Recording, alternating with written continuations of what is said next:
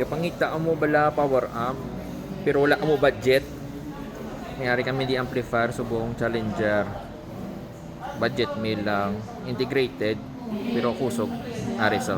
Na Z series nga Challenger. So may Z3000 ta. Muning unod sa Z3000 ta. 4 pairs per channel. 4 per channel. Then duaya kapasitor. Then ang voltahe niya is 42.5 volts. So muna sa Z3000. Ang presyo butang walang dugay-dugay sa comments. Then ari naman Z5000. 4 pairs man. And tapos apat iya kapasitor. Then voltahe niya 50 volts. Nasa Z5000. Then are Z9000 na muna isang pinakataas subong nila nga model sa integrated. 2, 4, 6, 8 kapasitor. 6 pairs per channel. Then ang iyang voltahe 56 volts. Z9000. So muna aton nya mga integrated amp pero kusog.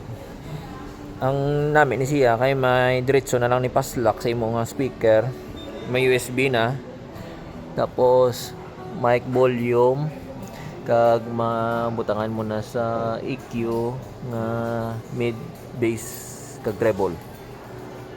So ari sound check.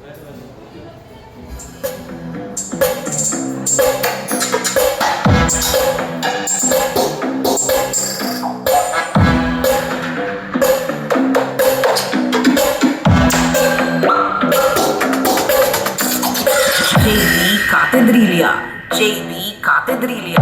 Here John Luntao. Here John Luntao.